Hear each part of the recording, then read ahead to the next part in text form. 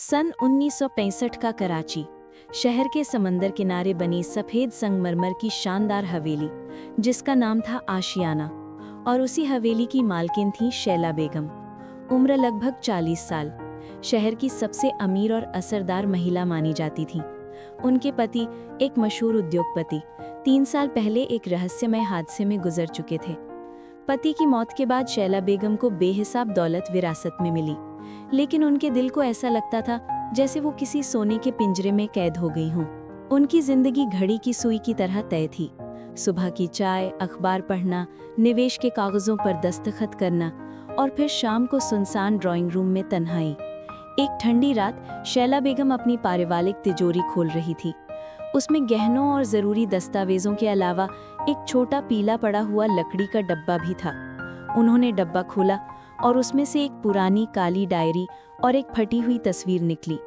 तस्वीर में एक मुस्कुराता हुआ नौजवान था, जो हूबहू शैला बेगम जैसा दिखता था। तस्वीर देखते ही उनकी आंखों में आंसू आ गए। वो गम जो उन्होंने पति की मौत पर भी महसूस नहीं किया था, वो अब महसूस हो रहा था। उन्होंने अपने वफादार ड्राइवर अदनान को बुलाया। अदनान कम बोलने वाला, उम्र दराज और बरसों से उनके परिवार से जुड़ा हुआ वफादार नौकर। अदनान, शैला ने धीमी आवाज में कहा, मुझे पता है तुम सब कुछ जानते हो। मेरे पति की मौत सिर्फ हादसा नहीं थी। मुझे शक है उन्हें कत्ल किया गया था, और ये शक 3 साल से मेरी नींद उड़ा रहा है। मैंने उनकी वसीयत और कुछ पुराने खत देखे हैं। वो वसीयत नकली लगती है।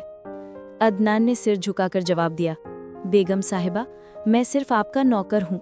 मैंने कसम खाई थी कि ये राज हमेशा दिल में दबाकर रखूंगा। आपकी हिफाजत ही मेरी जिम्मेदारी है। शैला ने लकड़ी का डब्बा उसकी तरफ बढ़ाते हुए कहा, अब चुप्पी तोड़ने का वक्त आ गया है। मुझे सच जानना है। मेरा दिल कहता है मेरे पति को दौलत के लिए नहीं मारा गया, बल्कि इस डायरी में लिखे पहले बेटे के राज को छुपाने के लिए। अगले दिन शाहला बेगम ने शहर के मशहूर और चालाक वकील सलीम से मिलने का समय लिया। सलीम एक चालाक दिमाग वाला आदमी था, जिसकी नज़र हमेशा पैसे और ताकत पर रहती थी। जब शाहला ने कहा कि वो विरासत के कागजात और वसीयत की दोबारा जांच करवाना चाहती हैं, तो सलीम के चेहरे पर एक अजीब सी मुस्कान आई। बेगम साहिबा, सारी कानूनी कार्यवाही पूरी हो चुकी है। सारे दस्तावेजों पर आपके मरहूम शौहर के सही दस्तखत हैं। उन्हें दोबारा देखना सिर्फ वक्त की बर्बादी होगी। सलीम ने नरम लेकिन कटाक्ष भरे लहजे में कहा, मेरे पति ने अपनी 1 अरब की जायदाद का ज्यादातर हिस्सा एक ऐसे एनजीओ के नाम किया है जिसका मुझे कोई पता नहीं है। ये उनकी फितरत से मेल नहीं खाता। वो हमेशा रिश्तों को पैसे से ऊपर रखते थे। सलीम ने नजरें चुरा लीं और बोला, हो सकता है ये उनकी निजी पसंद रही हो। मेरा मशवरा यही है कि आप इस मामले को यहीं खत्म करें। वरासत का मुकदमा फिर से खोलना इतना आसान नहीं होगा। उसी शाम अदनान ने शाहला को बताया कि कुछ दिन पहले वकील सलीम ने स्विस बैंक में एक बहुत बड़ी रकम जमा कराई थी। ये पहला बड़ा झटका था, जिसने शाहला को सलीम की साजिश की तरफ और गहरा ढकेल दिया। अब शाहला बेगम ने एक बेहद हिम्मत भरा फैसला किया। उन्होंने तय किया कि अपने पति के कत्ल और जाली वसीयत के पीछे जो भी असली गुनहगार है, उसे हर हाल में बेनकाब करना है। उन्होंने वकील सलीम को फ़ोन किया और कहा कि वो एक नई वसीयत बनवाना चाहती हैं। मैं अपनी सारी दौलत उस एनजीओ को नहीं, बल्कि एक ऐसे युवा कलाकार को नाम करना चाहती हूँ जिसके बारे में मेरे पति ने मुझे कभी बताया था। शाहला ने जानबूझकर उस कलाकार का नाम नहीं लिया, क्योंकि वो सलीम की आजमाइश लेना चाहती थी। अगले ही दिन शाहला बेगम के घर एक गुमनाम खत पहुंचा। अगर अपनी जान की सलामती चाहती हो तो ये तहकीकात यहीं बंद कर दो। ये साफ था कि कोई डर रहा था, और वही असली गुनहगार था। टेंशन बढ़ चुकी थी। शाहला खुद समझ गई कि ये सलीम की करतूत है, और अब वो शायद उस कलाकार बेटे को भी रास्ते से हटाने की कोशिश करेगा। Climax scene. शाहला ने सलीम को आशियाना हवेली की बड़ी लाइब्रेरी में बुलाया। लकड़ी की मेज पर उन्होंने 3 चीजें रखीं, पुरानी डायरी, जाली वसीयत की कॉपी, स्विस बैंक का स्टेटमेंट। शाहला की आवाज ठंडी लेकिन तेज थी। सलीम, तुमने मेरे पति को मारा। तुमने एनजीओ के नाम पर उनकी दौलत हड़पने की साजिश रची, और तुमने स्विस बैंक में पैसा क्यों जमा किया? सलीम घबरा गया मगर बोला, आप पागल हो चुकी हैं बेगम साहिबा। उसी वक्त अदनान धीरे से कमरे में दाखिल हुआ। उसके हाथ में एक पुरानी तस्वीर थी। शाहला ने पूछा, ये कौन है? अदनान ने शांत लहजे में जवाब दिया, ये सलीम का बेटा है।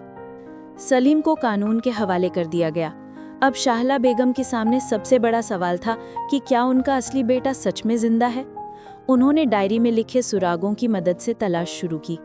काफी खोजबीन के बाद उन्हें शहर के एक गरीब मोहल्ले में एक संवेदनशील कलाकार के बारे में पता चला, जो पुरानी यादें बनाकर बेचता था और अपनी पेंटिंग्स में हमेशा एक औरत की उदास परछाई बनाता था। पहली मुलाकात। जब शाहला उस छोटे से स्टूडियो में दाखिल हुई तो उन्होंने उस कलाकार के सामने धीरे से वो पुरानी तस्वीर रखी जो उन्हें बॉक्स में मिली थी। वो तस्वीर देखकर उसकी आंखें भर आईं। ये मेरी माँ है, बोला लड़के ने कांपती हुई आवाज में। शाहला की आंखों में आंसू आ गए। उन्होंने किसी जवाब के बजाय उसे गले लगा लिया। दौलत बनाम रिश्ते का सच। उसे एक आलिंगन में सालों का दर्द, तन्हाई, मोहब्बत और इंतजार सब बह गया। शाहला ने कहा, आज से तू मेरा बेटा ही नहीं बल्कि इस घर आशियाना हवेली का असली वारिस है। नया मकसद। शाहला ने अपने पति के नाम पर एक सच्चा एनजीओ बनाने का फैसला किया, शाहिद आर्ट फाउंडेशन, जो गरीब कलाकारों और अनाथ बच्चों की मदद करेगा। अब ये एनजीओ झूठ पर नहीं, सच्चाई और इंसानियत पर खड़ा था। सबक। दौलत एक हथियार है, मंजिल नहीं। सच्चाई देर से जीतती है, पर सबसे बुलंद जीत वही होती है। रिश्ते खून से नहीं, नीयत से बनते हैं। दर्शकों के लिए संदेश।